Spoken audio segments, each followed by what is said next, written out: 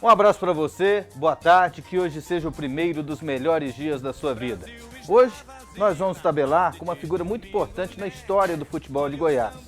Ele foi o responsável, grande responsável, por um time que marcou época na história do futebol goiano. Muita gente pelo Brasil passou a conhecer um pouco mais do interior de Goiás, conhecer um pouco mais do nosso estado, depois daquele time, formado no final da década de 70 e que fez sucesso na década de 80, chegando à Série A do Campeonato Brasileiro e com resultados expressivos. Quem não se lembra da Anapolina vitoriosa da década de 80? E quem não se lembra de Pedro Canedo, ex-deputado, que fez sucesso e muito como dirigente, uma das referências do esporte em Goiás. E ele vai tabelar com a gente. Tudo bem, doutor Pedro? Tudo bem, André? Prazer muito grande estar aqui tabelando com você.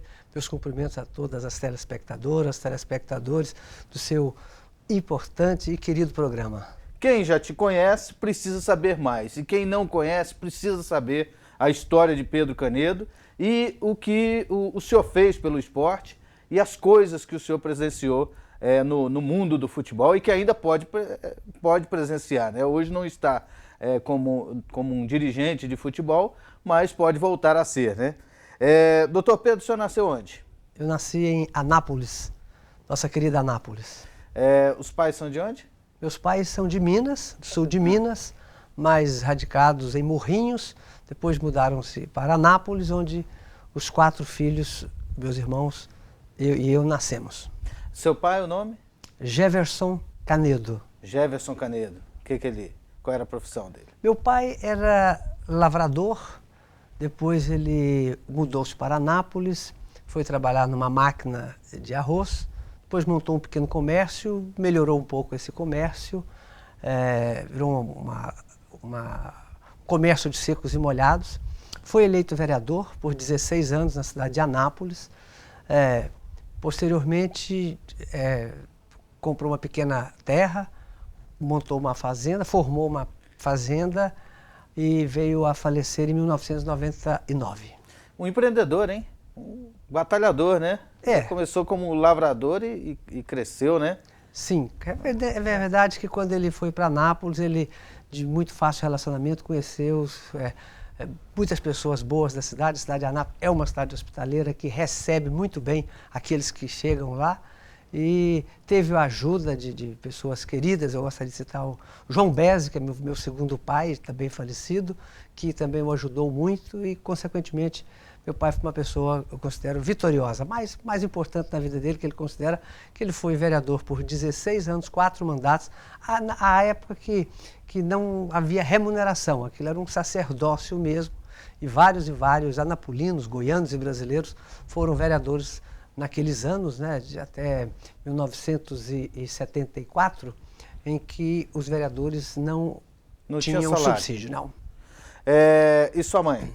Minha mãe, Isabel Canedo, mãe de 4 filhos, extremamente católica, muito católica, responsável, inclusive, pela hospedagem que na minha casa foi dada aos frades capuchinhos que vieram do Rio Grande do Sul e que desenvolveram a paróquia de São Sebastião, na cidade de Anápolis.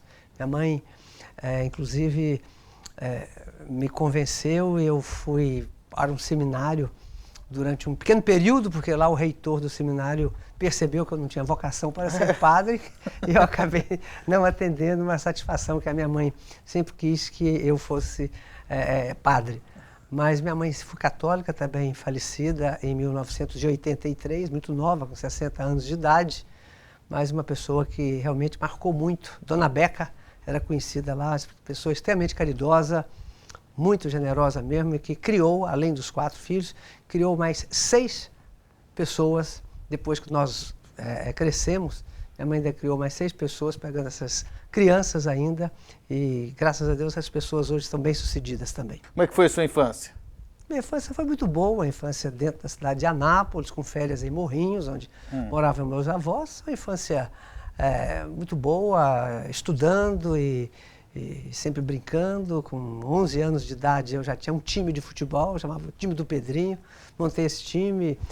Minha mãe tinha uma comadre que confeccionava as camisas pra gente, a gente jogava onde hoje é o estádio Zeca Puglisi em Anápolis, e nos campos de várzea, campos de pelada, campos de terrenos baldios.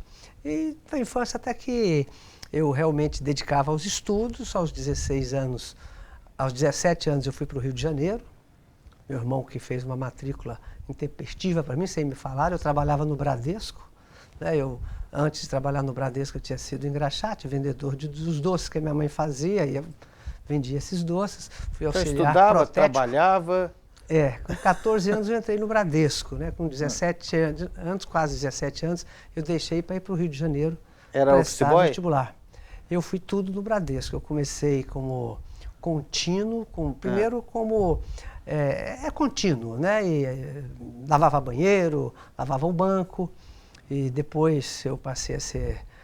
entregava as correspondências do banco, depois um pouquinho mostrando um pouco de competência, eu acabei sendo chefe de seção, depois chefe de serviço do Bradesco. Com 16 anos, eu era chefe de serviço, não podia assinar porque era menor, mas eu detinha essa função de chefe de serviço do Bradesco. Pelo que o senhor está falando, né, o seu pai era dono de armazém, fazenda, o senhor não precisava trabalhar, mas... Não, veja bem. Ou necessitava mesmo? Necessitava trabalhar. Meu pai não era um armazém. Era uma casa de comércio de 4 portas, numa esquina, na Avenida Getulino Arteaga com Floriano Peixoto, em frente ao Mercado JK, mas era a subsistência nossa, né? Tanto que quando eu fui estudar no Rio de Janeiro, meus pais mudaram-se para a fazenda, entendeu? Para que pudessem ter condições de bancar, custear os meus estudos no Rio de Janeiro, que não era fácil, apesar de ter formado numa universidade pública, a Universidade Federal do Rio de Janeiro, a Faculdade de Medicina da Universidade Federal do Rio de Janeiro, mas a despesa no Rio de Janeiro era uma despesa relativamente grande, com livros, formação médica, né? Então, eles mudaram para fazer. Não, mas eu quando trabalhei, eu trabalhei exatamente por necessidade. Estudei nos colégios estadual, José Ludovico de Almeida, mas também estudei no Colégio São Francisco de Assis, que era um colégio particular. E no Rio chegou a trabalhar ou só estudou? Não, durante o curso de medicina eu precisei dar aulas. Aulas de física, aulas de química, de biologia em cursinhos. Que tinha, por exemplo, eu morava no Catete, mas dava aula na Tijuca, dava aula no Meier. E também no 5º ano de medicina você presta um concurso para trabalhar no serviço público do estado do Rio de Janeiro. Então, eu trabalhei no Hospital Salgado Filho, no Rio de Janeiro, onde no 5º ano e no 6º ano de medicina. Então, nota aí o início da sua vida, né, com muito estudo, muito trabalho e o esporte também envolvido nisso tudo, né, desde o time do Pedrinho lá, né? Era vocação mais para jogador ou para organizador de time, para cartola? Olha, quando eu me formei e terminei minha especialização em oftalmologia, eu cheguei em Anápolis em 75. Quando foi em 78, 77, surgiu a vaga da Anapolina, a possibilidade de Anápolis ter um time no Campeonato Brasileiro, Campeonato Nacional. Aquela velha história, né? Onde a Arena vai mal, um time no Nacional. Um time no Nacional. E a Anápolis e a Arena ia muito mal, realmente, o MDB era um partido muito forte na cidade, colocou-se então um time no Nacional. E o time escolhido foi a Anapolina. A gente agradece muito ao saudoso Gilberto Alves, que nos ajudou muito para que a Anapolina pudesse disputar o campeonato. Era o presidente da federação. O presidente da federação, o Campeonato Nacional de 78. E então precisava de um presidente. Então, nosso querido Miguel Skeff, aquela estratégia que começou a tirar fotografia minha, eu jogava futebol, tinha um time também de pelada lá em Anápolis e tudo, e torcia, sempre fui torcedor da Anapolina, desde os meus, quando eu entendia futebol, desde os 8 anos de idade, já torcia para a Associação Atlética Anapolina, e o Miguel então começou a lançar aquilo, que precisa de renovar, a diretoria, precisa de uma diretoria, e eu entrei naquela onda. E acabei formando uma diretoria. E era torcedor da Anapolina? Torcedor da Anapolina. Desde o primeiro time que eu torci a Anápolis foi a Anapolina, ia primeiro e único. Estádio? Ia no estádio, ia no campo de futebol. Outra coisa, também trabalhei em rádio. Eu fui operador de som, hoje bonito, né? Na época chamava-se sonoplasta, e carregava a caixinha, porque naquele tempo, para transmitir jogo de futebol no estádio Manuel Demosses, tinha uma caixinha, e eu aprendi a montar essa caixinha já com meus 14 anos de idade.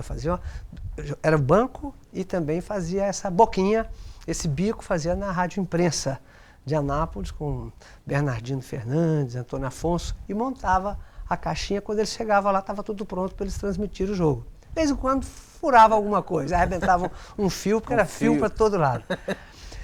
E então sabe, eu então, já gostava de futebol. Já estava dessa envolvido. Forma, já estava envolvido. Assistia o jogo do Anapolina e Anápolis, Anapolina e Ipiranga. Anapolina e Ipiranga. Sim, assistia a Anapolina contra os times de Goiânia. Eram os clássicos, né? Anapolina contra os times de Minas. Quem que o senhor gostava de ver jogar na época? Olha, na época, no Anápolis, tinha o Paulo Choco, que ainda joga pelada conosco até hoje, né? Que foi camisa 10 do Flamengo. Camisa 10 do Flamengo, marcou um golaço contra o Santos no Maracanã. O Carlinhos, grande jogador que nós tivemos na cidade de Anápolis, Nego, recém-falecido. Eram jogadores espetaculares que tinha na época do amadorismo em Anápolis. Né? Gostava muito de ver esses jogadores. Ronaldo Sabag e o Amir Sabag, querido amigo, os dois irmãos, eram craques de futebol. O Amir jogava? Jogava e jogava muito bem. Muito polêmico no jogo, mas jogava. O Ronaldo também era polêmico. Ronaldo era. O Ronaldo uma vez estava no banco, Anapolina e Anápolis. O Anápolis estava ganhando de 3-0 no primeiro tempo.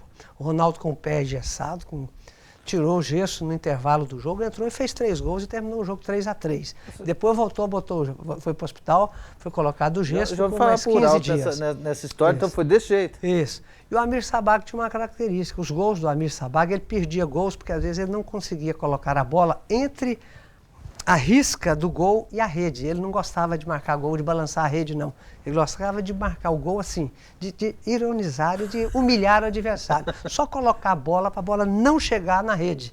Sabe? Só passar, atravessar um pouquinho a risca. Característica do Amir Sabag. O Fogueira era... O grande Fogueira, saudoso e grande amigo Amir Sabag. É isso aí. Daqui a pouco a gente vai tabelar mais com o Dr. Pedro Canedo, quer saber mais dessa história do início dele como dirigente na Anapolina. Daqui a pouco também ele vai falar da vida dele como médico oftalmologista, uma das referências no estado também, e a sua passagem como político, como deputado. Daqui a pouco a gente volta.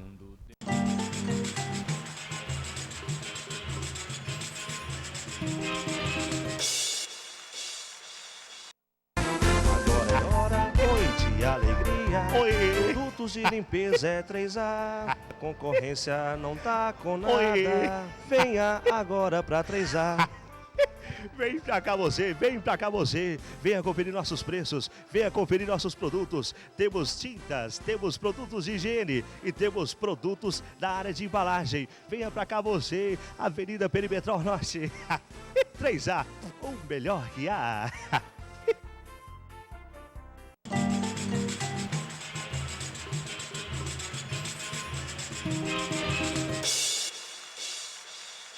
Estamos de volta, tabelando com o Dr. Pedro Canedo, médico oftalmologista, né? O senhor é especialista, o senhor faz cirurgia, tudo, né, doutor Pedro?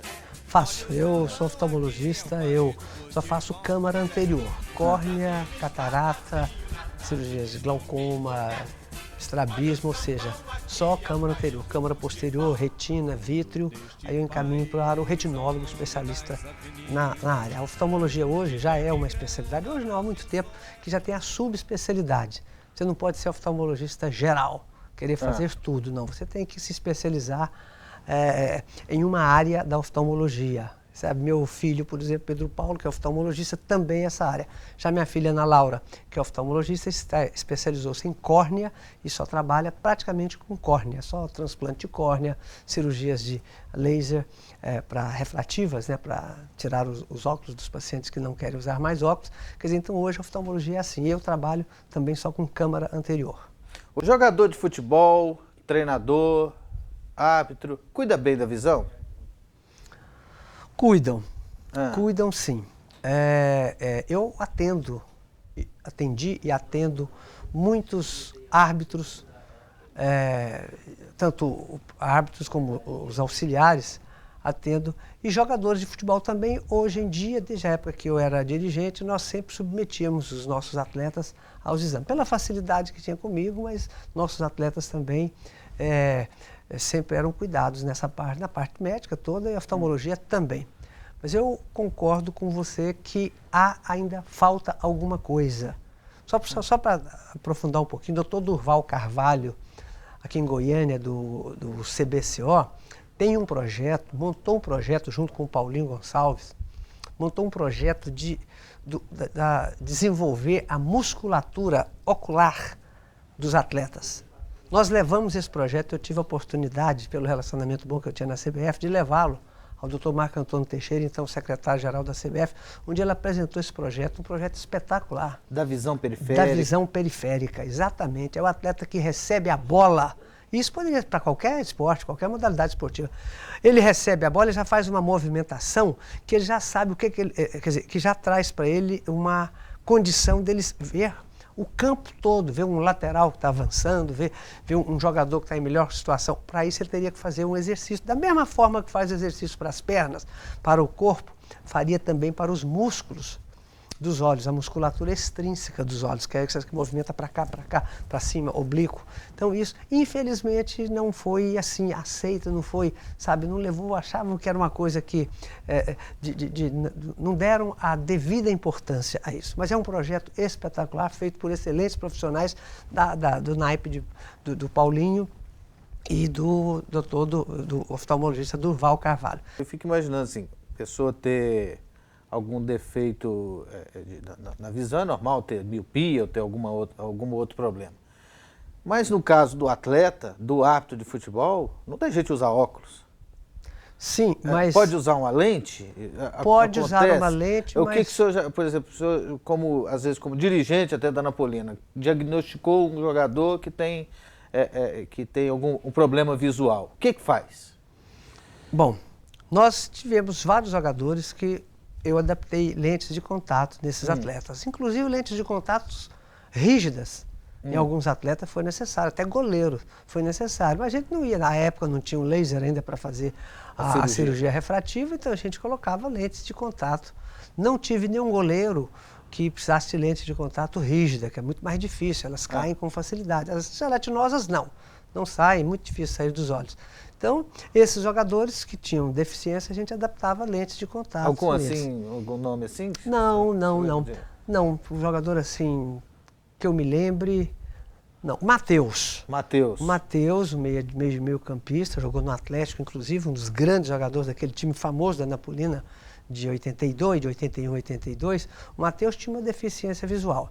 Então, ele suprir essa deficiência visual usando uma lente de contato. Em 1978, que o senhor começou como dirigente da Napolina, onde a Arena vai mal, um time no Nacional e a Rubra estava no Nacional? Sim. 78. Aí, 78. A estreia foi contra o Corinthians, no estádio Jonas Duarte. Montamos um time só praticamente com atletas de Goiás. Paguete, Timão, Noquinha lá de Anápolis, Maurício Tanque, aqui centroavante que era do Atlético, Sinomar, ponta direita do Goiânia, Armando, do Vila Nova. Sabe, esse time que nós montamos e começamos o campeonato nacional contra o Corinthians, o empate no estádio Jonas Duarte, 0-0, com torcedores, inclusive, nos refletores, né? Torcedores, caiu um, infelizmente. Esse time é bom, de 78, hein? Bom esse time também, né? O time era bom, você vê nosso time, nós empatamos. Estreia nossa, empate contra o Corinthians. O Corinthians tinha um timaço, um timão. Isso era o presidente? Era o presidente da Napolina. Mas, só voltando um pouquinho às suas palavras iniciais, o seu preâmbulo ao abrir o programa, você disse que eu sou o responsável. Eu gostaria apenas de dizer assim, que eu tenho que dividir essa responsabilidade, porque nós montamos uma diretoria muito boa e todas as épocas que eu estive na Napolina, graças a Deus, eu fui cercado de pessoas muito boas, muito competentes, a quem a gente deve esse sucesso. A Napolina deve esse sucesso a tantos que não estão mais aqui, mas a tantos outros que ainda continuam, um ainda, o Dr. Fernando Faria, que continua até hoje como médico da Napolina. Dr. Fernando Faria, Sebastião Seabra. Sebastião Seabra, Edmilson Torquato, Torquato, né? Nélio Carneiro, doutor Abrão Issa, doutor Paulo Augusto Souza, que foram médicos, são médicos, né, que iniciamos aquela época. Só para falar no Iberê do Jardim, saudoso Iberê do Jardim, que foi o presidente eterno da Anapolina. Se não tinha ninguém, o Iberê pegava as camisas. Não, tem sim. Sempre fez isso antes de mim e sempre fez isso. E tantos outros, sabe? São vários e vários ex-dirigentes, e que alguns faleceram, mas outros estão aí torcendo, vão ao estádio Jonas Duarte, torcem, sofrem. A gente troca um telefonema depois das derrotas, dos empates ou das vitórias. Primeiro time, com o Sinamar, com o Paguete. E no Campeonato Brasileiro, você disse que empatou com o Corinthians na primeira rodada. E no Brasileiro, como é que ficou a posição? Não, aí era disputar. O Vila Nova era da nossa. Vila Nova era da nossa chave. Não. A Anapolina classificavam-se, eram 8 equipes na época por chave, então classificavam-se apenas 2. E, inclusive, nós perdemos para o Vila Nova, aqui, um gol do Fernandinho, ponta direita do Fernandinho, fez 1-0 para o Vila Nova aqui no estádio Serra Dourada. E depois chegou um momento no campeonato, depois do 5º jogo, nós não podíamos mais, não tinha mais chance de classificar. Tá. Certo? Aí o campeonato virou para nós, aí foi quando a diretoria reuniu e soltamos um manifesto. Olha, nós não temos chance de classificar, não temos. Então vamos agora ajudar o Vila Nova, que é um goiano, para classificar. E o Vila Nova acabou se classificando com 2 vitórias que a Anapolina teve sobre a Desportiva Vitória e sobre o Dom Bosco, que eram equipes que disputavam a classificação com o Vila. E o Vila Nova ganhou as partidas dele, mas dependia desses times perderem. E a Anapolina venceu essas equipes e, consequentemente, participamos. Não nos classificamos, mas um goiano foi para frente. 79 foi Campeonato Brasileiro também? 79, 80, 81. Aí já começou aquela divisão de taça de ouro, taça de prata. 81 nós fomos... Bom, aí começamos a trazer jogadores de fora, do Palmeiras, jogadores que estavam lá. Foi o caso do Ney, Paulo Nelly. Como é que vocês descobriram, por exemplo, o Ney? O Ney foi o seguinte, tinha um dirigente do São Paulo, chamava-se Aldo de Mauro. E esse Aldo de Mauro cuidava das divisões inferiores do São Paulo.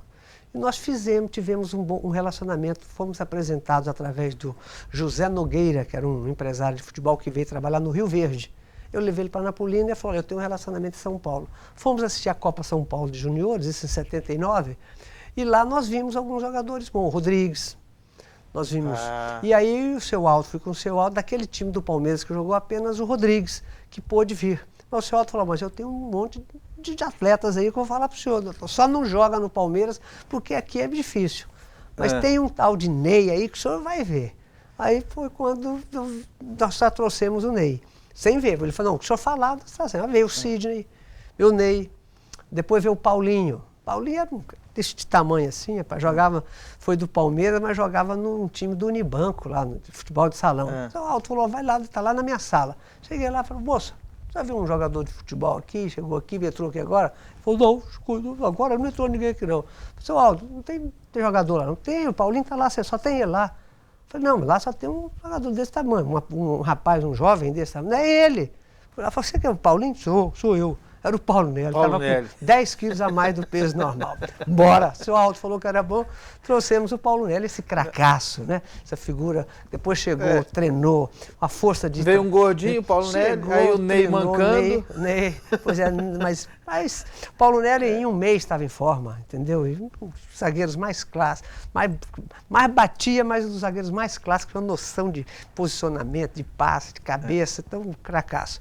O Ney, e aí veio aí do São Paulo também, fizemos amizade no São Paulo, aí veio o Ribas, aí vieram outros jogadores bons para a Anapolina. No Cruzeiro nós conseguimos o Carlos Alberto, que era o Carlos Alberto técnico, Silva, nos mandou o Niltinho, certo? O São Paulo mandou o Vinícius, mandou o Ribas, como eu te falei. Aí nós trouxemos de Santa Catarina o Paulo Sérgio Matheus, aí já veio o ano de 80. Chegou 81, trouxemos o Sávio, de um técnico aí, Rubens Freitas, falou, Santa Catarina tem 2 jogadores para eu trazer lá, Mário e Sávio. O Sávio estava no Juventus. Celso Campos foi assistir um treino do Juventus, falou, preciso de um lateral bom. Celso Campos tinha sido jogador da Anapolina, né? Também comentarista esportivo, preciso de um lateral bom. Aí o cara falou, lateral, bom, sobrando. Falou, não tem não, mas você não quer levar um... Aí ele falou, não tem um corredor aí, não. Goiás, o campeonato precisa de um centro rápido, corredor. Falou, tem um centroavante aí que está jogado aí. Quem é? Sávio. Ah, é? Mas serve? Serve, é bom jogador, mas não é aproveitado aqui. O Sávio foi para... Levamos o Sávio, consegui do Juventus o empréstimo dele até 31 de dezembro para pagar... 31 de dezembro, pagar uma mixaria. O Sávio estourou, o campeonato goiano aqui, de 81, estourou quando foi no dia 30 de dezembro, que era o último dia útil do mês. Fomos lá comprar, levar o dinheiro do Sávio. Foi um cheque. Aí o português de presidente do Juventus falou, não, de cheque? Cheque de dirigente de futebol? Não quero não, tem que ser dinheiro. 3 horas da tarde, 30 de dezembro, banco fechando, você tinha que arrumar. A época seria o quê? Seria hoje 70 mil reais, por exemplo. Como é que vai arrumar 70 mil reais? Seu Aldo de Mauro. Liguei para o seu Aldo de Mauro, ele na hora estava, não doutor, o senhor pode deixar, vai no banco auxiliar do estado de São Paulo, o senhor vai lá, pode ir lá, pode pegar o dinheiro. Andamos, eu e o Ademar Gomes, que era o presidente da época, Ademar Gomes Rodrigues, andamos em São Paulo, o equivalente a 70 mil reais na época, mais ou menos, na mão, não tinha elevador, subimos 14 andares para chegar lá no homem lá. E o homem falou, não, agora já passou, não quero mais, o que eu vou fazer com dinheiro esse fim de semana? Tá. Ah, mas ele estava brincando, ele recebeu o dinheiro e assinou a rescisão, trouxemos o Sávio. São histórias do futebol que acontecem. Aventura, né? Uma aventura, eu não acredito. Mas aprendi isso com uma pessoa muito boa, viu? Ele me falou, Pedro, não desista nunca. Quando eu entrei em 78, o Miguel Skeff me trouxe aqui em Goiânia para me apresentar para a Crônica Esportiva. Draulas Vaz, Leleco, essa turma toda daqui de Goiânia, entendeu? Ledes Gonçalves, Manel de Oliveira. O Manel já conhecia porque era de Anápolis, né? Mas me apresentou o J. Raimundo, J. Risada, o Levi de Assis, essa turma toda que militava aqui nas emissoras de Goiânia. E fui também à televisão, onde o Leleco me recebeu muito bem. Só que antes, nós fizemos uma visita ao Melchior Luiz Duarte, presidente do Goiás, tinha sido presidente do Goiás. Fui lá e ele nos recebeu durante 2 horas. E eu falei, vim aqui para tomar aula com o senhor de futebol. Estou assumindo a Napolina, assim, e tudo e tal. E 2 horas o Melchior teve paciência comigo e me explicou algumas coisas que ele sabia do futebol. Creio que tenha sido suficiente para a gente poder aprender alguma coisa. Acho que isso foi muito importante. Então, daí veio o ano de 79, a gente foi mesclando o time, 80. Quando 81 nós conseguimos ter um time que já vinha de 78, não montou um time assim, vamos dizer, um catadão. A Napolina não fez um catadão, já fez catadão durante muito tempo. Mas esse time que deu certo em 81, 82, foi um time que foi montado devagarzinho, né? O lateral esquerdo, por exemplo, já tinha 4 anos de clube, quando ele estourou, 3 anos de clube quando estourou. O Vinícius tinha 2, o Ney já tinha 2, né? O Sávio tinha 1, mas já chegou só completando. O Sávio era só o seguinte, era só abraçar o Ney para agradecer o passe. Ou o Rodrigues, o cruzamento, ou o Vinícius, ou o Jorge Cruz, ou o Roldão, certos cruzamentos. O Sávio fazia aqueles gols, bola parada também. Os torcedores do Goiás mais antigos lembram-se do golaço no Serra Dourada, que entrou Kleber com bola e tudo. Kleber não, desculpa. Outro goleiro com bola e tudo lá para dentro do gol. Quer dizer, então o time veio aí em 82. Foi o Gilberto o goleiro, né? Era o Gilberto. Aí veio o ano de 82. Aí as coisas começaram, eu tive que deixar a Napolina. Eu nunca misturei futebol com política. Daqui a pouco a gente vai contar essa história. Certo. Quero saber, inclusive, essa questão de 81, quase bola de prata, né? Quase. Foi vice-campeão da Taça de Prata. E quase campeonato goiano. Daqui a pouco a gente conta essa história aqui no Tabelando com Pedro Canedo.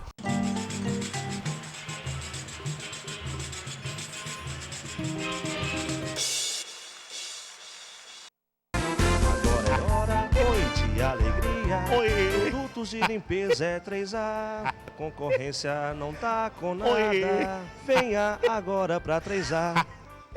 Vem pra cá você, venha conferir nossos preços, venha conferir nossos produtos. Temos tintas, temos produtos de higiene e temos produtos da área de embalagem. Venha pra cá você, Avenida Perimetral Norte. 3A, o melhor que há.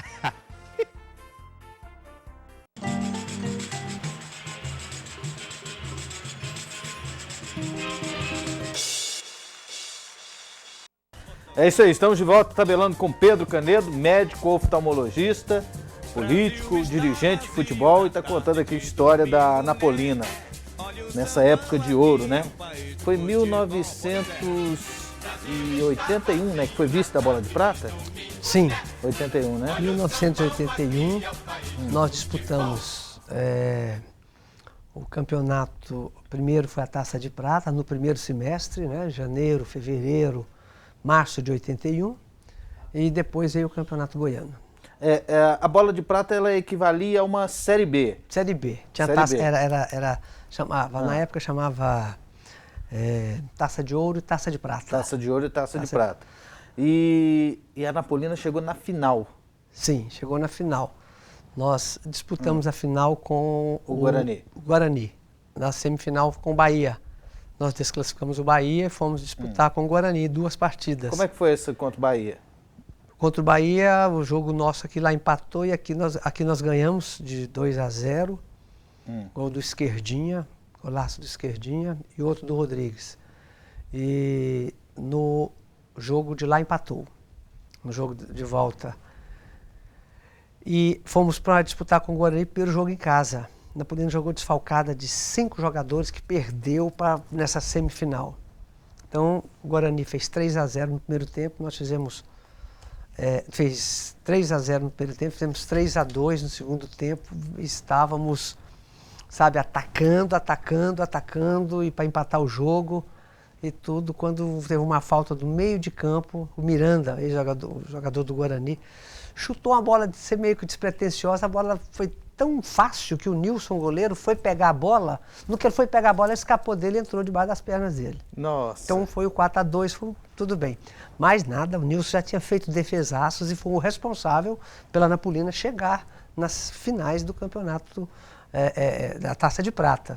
Essa foi a falha, mas assim, coisas de acidente mesmo de futebol. No afã de pegar a bola rápida para sair jogando, que a Anapolina estava pressionando muito. Bom, aí veio o segundo jogo lá, empatamos de 1-1. Certo? Empatamos já. O Rodrigues fez o gol do empate lá no Brinco de Ouro da Princesa. Aí lá recebemos a taça do vice-campeonato, Taça de Prata. Aí viemos para cá, mantivemos o time, certo? E valeu a pena, né? Foi uma conquista, né? Foi uma Você conquista. ser vice-campeão nacional numa época em que tinham times bons, Bahia, o Sport, né? Eram times que disputavam a Taça de Prata. Times bons, times de São Paulo também, times do Rio. Naquela época o América e o Bangu eram times muito bons, né? Não eram esses times de hoje, não. Árbitro vende jogo, Pedro Canedo? Vende. Vende? Vende. Já comprou? Não. Árbitro vende jogo que eu já tive a oportunidade de ver. Uma vez fomos jogar, não vou dizer o nome, mas fomos jogar contra o Misto de Cuiabá. Eu até dei prêmio, dei bicho para os jogadores. Perdemos o jogo 2-1, Campeonato Brasileiro lá em Cuiabá. Acho que foi 79. Meu time jogou bem, mas muito bem, mas o árbitro não deixava o time andar. Não deixava andar. Eu vou dizer, José Marçal Filho, um técnico, um árbitro. Com certeza. Aí no fim terminou o jogo, nós pernoitamos em Cuiabá e fomos depois depois nós fomos jantar, saímos para jantar, Miguel Skeff, pela rádio, eu com meus dirigentes e tudo, fomos jantar. Quando chegamos para jantar, tinha um reservado num restaurante lá, onde tinha o ar refrigerado, era um envidraçado, e lá quem estava lá, Lino Miranda, presidente do Misto de Cuiabá, jantando com o seu José Marçal Filho, com o árbitro do jogo. Com o árbitro do jogo e tal, e tomamos conhecimento através de gente lá de Cuiabá que tinha havido um acerto na ordem de 35 mil moedas da época, entendeu? Então eu percebia claramente. Terminou o jogo, eu levava sempre gostei de fazer isso, levar dinheiro vivo para premiar os atletas depois do jogo. Porque você libera os atletas para fazer o que eles quiserem depois do jogo, então eles vão gastar o dinheiro do prêmio ali depois do jogo, né? Então, não hesitei. Paguei o prêmio pelo esforço deles e só perdemos o jogo porque o juiz realmente estava comprado. Bicho ganha jogo? Ganha, acho que é o mais que mais ganha jogo. O atleta profissional, não é desrespeitoso eu dizer isso, mas ele ganha o seu salário para perder o jogo.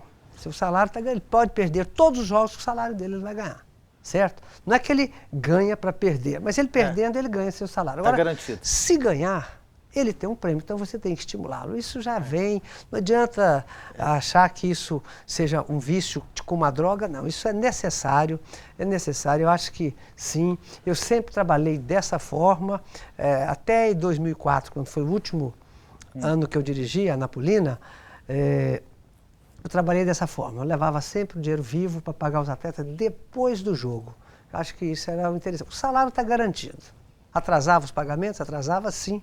Até eu acho que esse negócio de pagar em dia é modernismo, sabe? Antigamente os times que pagavam atrasado, os pequenos, os grandes não, mas que pagavam atrasado, os jogadores corriam mais porque tinha um prêmio, e o prêmio, você está atrasado, você dá um prêmio maior, certo? É uma forma de compensar. Então isso funcionou muito, principalmente para a gente se manter na Série B do Campeonato Brasileiro em 2004. Jogador derruba técnico? Derruba mesmo. Fazem lá a panelinha deles e derruba o técnico mesmo. E levanta o técnico depois também. E o dirigente, o que tem que fazer? Atender, na maioria das vezes. Porque se você não atender, o time vai Aconteceu mal. muitas vezes? Muitas vezes, aconteceu comigo muitas vezes. Tantos anos, 20 anos dirigindo uma equipe, então por várias vezes eu fui obrigado, não dava o braço a torcer com relação aos jogadores, não. Criava uma situação de cobrança maior. Certo? Eu não assumia, não dizia que fazia aquilo não, mas eu cobrava dos jogadores de uma forma diferente. A diretoria cobrava resultados quando a gente percebia que estava havendo um corpo mole. Jogador se vende? Se vende, sim. Se vende. Nós tivemos jogadores que se venderam na Anapolina, inclusive no primeiro ano. No primeiro ano do Campeonato Goiano aqui, um atleta nosso, um goleiro, o Moacir, esse jogador acertou num jogo para o Anápolis aqui, o goleiro e a defesa do Atlético, todinha, num jogo do Anápolis e Atlético no Antônio Sola. Só que se descobriu isso antes, no sábado, e nós fomos jogar em Jataí. Nós tiramos o goleiro, o dirigente do Atlético me ligou, nós chamamos lá, pegamos o goleiro, tiramos ele, mandamos ele sumir do mapa. No dia seguinte ele pegou a esposa e o filho, foram embora. Foi o goleiro titular da Anapolina no Campeonato Brasileiro de 78, veio do Campo Grande. E esse goleiro tinha feito aí, o Atlético tinha um Chiquito na lateral direita, todo mundo vendido, loteria esportiva, era o jogo da loteria esportiva. É daqui da máfia? A máfia, era o Zebrão, da época do Zebrão, entendeu? E, então eu não me lembro quem do Atlético. A comunidade era para a Anapolina perder? Eu lembro sim, acho que foi o Oswaldo. Acho que foi o Oswaldo Ribeiro que me ligou. Alguém me ligou, seu atleta que fez a conexão. E eu tinha um atleta da máfia da loteria esportiva do meu time, goleiro ainda por cima.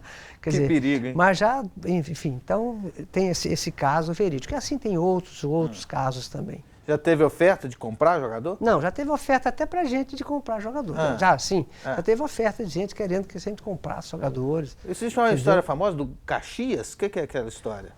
O Caxias foi o seguinte, tinha um jogo na Anapolina e Goiás no domingo e no sábado à noite a esposa do Caxias pulou a janela e ligou para o Sebastião Seabra, dizendo, Sebastião Seabra, olha, tem aqui um pessoal aqui e tal, tá fazendo uma proposta para o Caxias aqui, entendeu? E consequentemente, a Seabra me ligou, nós fomos até a casa do Caxias, tinha uma turma lá, um Mercedes parado na porta, entendeu? E era um pessoal lá fazendo proposta para o Caxias do jogo seguinte. Aí eu vi, que absurdo, gente, vocês meus amigos fazendo um negócio desse. Aí o Seabra falou, Pedro, não deixa essa daqui não. Pegou um revólver, entregou um revólver para mim ficar de revólver empunhado para segurar o pessoal que ele ia buscar a polícia. Olha, esses caras sabem da coisa, foi todo mundo embora, rapaz, que não sei o quê. Chega o Seabra lá com a polícia lá, cadê o povo? Não vou embora, então eu não vou fazer isso não com ninguém não. Disseram que vieram aqui visitar o Caxias, que falaram que estava com uma gripezinha, e vieram visitá-lo aqui e tal. Não teve nada, no outro dia a Anapolina perdeu o jogo de 1-0, sem nenhum tipo de problema, o jogo lá e cá, no Jonas Duarte, o Goiás realmente precisava do resultado, mas houve essa passagem mesmo, histórica aí entre Anapolina e Goiás. Hoje é muito mais vigiado, mas na época dizem que acontecia com frequência. Jogador se dopa? Se dopava naquela época? Glucoenergan, né? Jogadores tomavam, de quase todas as equipes faziam isso, entendeu? mesmo... E eu nem sei se exame antidoping pegava o glucoenergan, porque as propriedades dele são tão... Eu acho que ele era muito mais psicológico do que propriamente. O que aconteceu é que muitos atletas tiveram problemas depois em função de seringa. Seringa de um, a agulha de um passava para o outro, passava para o outro, hepatite, essas coisas. Isso deu mais problemas, sim. Mas isso não são, evidentemente, você tem 3, 4 no time que faz isso. Na Anapolina acontecia? Eu não tinha conhecimento, você está entendendo? Eu não tinha conhecimento disso e, sabe, tenho certeza de que os atletas que, porventura, fizeram isso na Anapolina não se deram bem, porque os atletas da Anapolina não tomavam isso. Os atletas, os bons, esses que moram em Anápolis, constituíram família em Anápolis ou aqui em Goiânia, principalmente esses, não usavam isso de forma alguma, porque são atletas sadios, não tem problema nenhum, entendeu? Isso daria problemas. Farra? Tinha muito problema? Tinha muita farra. Ixi, muita farra. Muita farra. Uma vez eu tive um grito de carnaval lá no Clube Recreativo Anapolina, lá, nessa época, Anapolina 81, tal, teve um intervalozinho para o carnaval, a Anapolina, né, primeiros lugares na Taça de Prata. De repente eu vejo o time da Anapolina no baile de carnaval do cara. Até aí tudo bem, mas quando começaram a tirar a camisa, eu falei, não, aí não, espera aí, eu não segura as pontas, mas assim não. Fica aí quieto aí, tal, você não apronta que não, que é ruim, pega mal. Clube Recreativo, um clube aristocrático lá, tipo o Jockey Clube aqui de Goiânia e tudo, mas os atletas da Anapolina frequentavam. Na hora que iam ultrapassar, passar a linha, o limite, a gente falou com eles e não teve problema nenhum. Tá certo, daqui a pouco a gente volta tabelando mais, que papo interessante, com Pedro Canedo, ex-dirigente da Anapolina.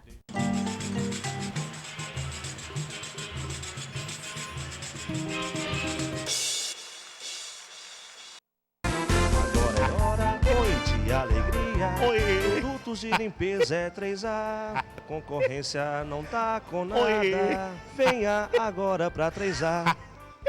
Vem pra cá você, venha conferir nossos preços, venha conferir nossos produtos. Temos tintas, temos produtos de higiene e temos produtos da área de embalagem. Venha pra cá você, Avenida Perimetral Norte. 3A, o melhor que há.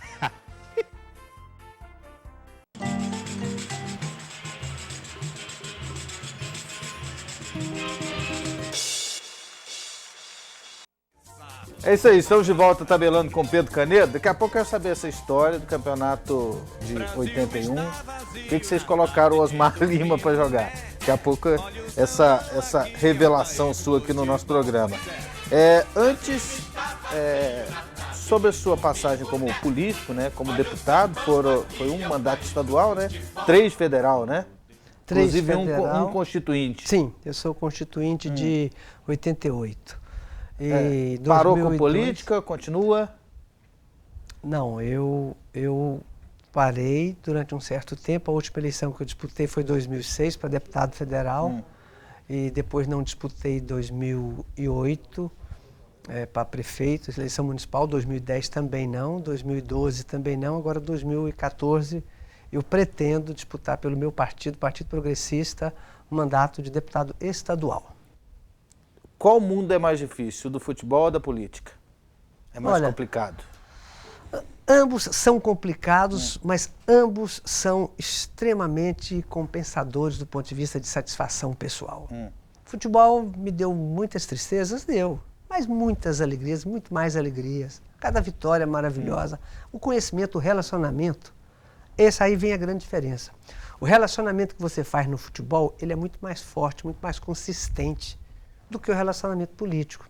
O relacionamento político ele é efêmero. Enquanto você tem mandato, você é bem conhecido, você tem uma relação de gente muito grande perto de você. Então, Totó Caiado, o Antônio Ramos Caiado, foi governador de Goiás, ele é avô da minha esposa. Ele tem uma frase muito interessante que eu gostaria de dizer aqui no seu programa, tabelar com você. Feliz é o homem ou a mulher que sabe distinguir os amigos e as amigas que tem dos amigos e das amigas do que ele ou ela tem. Ou seja, feliz é você saber que aquela pessoa é amiga, você a tem como amigo ou amiga. Agora, você distinguir que é importante saber se ela é amiga sua ou do que você tem, do que você é ou do que você tem. Então, em política tem muito isso, é muito comum. A gente tem muitas decepções na política por isso, no futebol não. No futebol, as amizades que eu fiz em 78, 80, 82... continuam até hoje. Continuam até hoje. Aliás, quer saber nessa parte do programa sobre sua família. Quem é dona Eliana Caiado Canedo? Eliana Caiado Canedo. Ah. Ela é advogada, minha esposa, somos casados há 38 anos, vamos completar 39 agora no mês de maio. E é minha companheira, minha parceira de todas as horas. Pedro Paulo. Pedro Paulo é meu primeiro filho, oftalmologista em Anápolis, torcedor do Vasco da Gama, apesar de eu ser flamenguista, escapou, porque eu mexia com política, mexia com futebol. Meu irmão e meu sobrinho, Cláudio, meu irmão João Canedo e o Cláudio, torcedor do Goiás e do Vasco, conseguiram transformá-lo no vascaíno. Paulo Henrique? Paulo Henrique é advogado, está aqui em Goiânia, também é pecuarista, está formando uma fazenda, que o avô, Elcimar Caiado, doou umas terras para ele, está formando uma fazenda. Ana Flávia, né? Ana Flávia, minha caçula, Ana Flávia é arquiteta, mora no Rio de Janeiro, solteira, vai casar no mês que vem, graças a Deus, é a única filha solteira que eu tenho. E é arquiteta no Rio de Janeiro. E a outra? Ana Laura, também é oftalmologista, mas também no Rio de Janeiro, casou-se com um empresário carioca e, consequentemente, o serviço dele lá, ele trabalha no eixo Rio-São Paulo, então ela acabou sendo absorvida, é oftalmologista, trabalhando numa grande clínica lá no Rio de Janeiro. São quantos netos? 2 netos, de Pedro Paulo, João Pedro, e Antônia. João Pedro tem 1 ano e 7 meses, a Antônia tem... Não, desculpa, João Pedro tem 3 anos e 6 meses e a Antônia tem 1 ano e 3 meses. Doutor Pedro Canedo, 1981, a Napolina conquista o Campeonato Goiano, mas no decorrer do jogo, da final, colocou o Osmar Lima com o contrato vencido. Por que esse erro foi cometido? No ano de 81, nós contratamos o Márcio Fleury, que era uma pessoa do Goiás, extremamente conhecedor de futebol. Foi ser nosso técnico. Técnico e supervisor, ele era supervisor do Goiás. E o ano trabalhista terminava no dia 30 de novembro. As férias eram do dia 1º de dezembro ao dia 31 de dezembro. Reiniciava no dia 2 de janeiro. Então, o Marcinho, veja bem, muito inteligente, contratava os jogadores de passe livre até o dia 30 de novembro. Isso desde o início. E o Osmar Lima, quando veio para a Napolina, veio do misto de Cuiabá, contrato até 30 de novembro, porque dia 1º de dezembro estamos liberados, né? Nós não vamos pagar, né? Não tem que pagar. E nesse ínterim, o Marcinho foi embora, deixou a Napolina. Foi vice-campeão da Taça de Prata e depois não foi treinador da Napolina no Campeonato Goiano, não. Foi o Bug. Trouxemos o Bug. E o Osmar Lima continuou na Napolina, certo? E veio o Campeonato Goiano, tal. E o senhor Alfredo Marcelino de Lima, a pessoa na época com 70 anos de idade, ele é que fazia os boletins de jogo da Napolina. Do boletim de jogo, relação dos atletas. Só que ele copiava a súmula, ele copiava esse boletim do jogo anterior. E no boletim só põe o nome do jogador, o número da identidade ou o número do registro dele, do cartão dele de inscrição na federação. E ali ia copiando. Ele não atentou para esse detalhe, e nem nós atentamos para o detalhe de que a gente ainda tinha um jogador de passe livre, era o único jogador de passe livre que a gente tinha na Napolina, naquele time. E o seu Alfredo, um dos jogos, foi no dia 2 de dezembro, porque acabou, aí passou a ter, as férias começavam no dia 16 de janeiro, 16 de dezembro ao dia 15 de janeiro. Mudou. Então teria que ter sido prorrogados os contratos dos atletas, entendeu? E o Osmar Lima era titular absoluto da Napolina. Quer dizer, bastava, se nós tivéssemos conhecimento disso, né, quem cuidava da documentação tivesse conhecimento, poderia prorrogar por mais 30 dias o contrato do Osmar Lima. Era uma coisa simples. Mas isso teria que ter sido prorrogado não para a final, para as finais, por exemplo, no caso, mas ele não tinha conhecimento. Não soube disso, ninguém sabia disso. Ele jogou o primeiro jogo, normal. O outro jogo, o jogo do domingo foi normal. No jogo da quarta-feira, foi dia 2 de dezembro, tinha vencido o contrato dele. Entendeu? Nossa. Só que o senhor Joviro Rocha, quando ficou sabendo, e que apresentou no dia do terceiro jogo, quando a Anapolina comemorava o título, mostrou um contrato. A via que ele estava na mão era a via da Federação Goiana de Futebol. Porque ficava uma via do contrato com o atleta, uma via com a Anapolina, uma via na Federação, uma via na CBF e uma via no Conselho Regional de Desportos, que existia isso. Havia, que o Jorge mostrou, ou seja, alguém da federação que informou. O erro existiu, mas é alguém da federação que informou. Claro, federação cheia, todo mundo torce para todo mundo. Igual na CBF, torcedor. Na CBF, lá no departamento de registro, tem torcedores do Fluminense, fanáticos. Então, todo jogo que o Fluminense joga, o cara analisa o time adversário, cartão, inscrição, principalmente transferência. Fluminense. Acho que a maior torcida do STJD. Exatamente. Entendeu? Então, está aí a prova recente aí. Então, o que aconteceu, na verdade, foi uma fatalidade. No dia 2, no dia do jogo de domingo, às 7 horas da manhã, o Alfredo estava batendo o boletim do domingo. Eu fui acordado pelo Iberê, Nazaré do Jardim, era feito lá no escritório do Iberê. Pedro, dá um pulo aqui, casa. O que foi? Dá um pulo aqui no escritório. Eu fui lá, falou, ó, o contrato do Osmar Lima está vencido.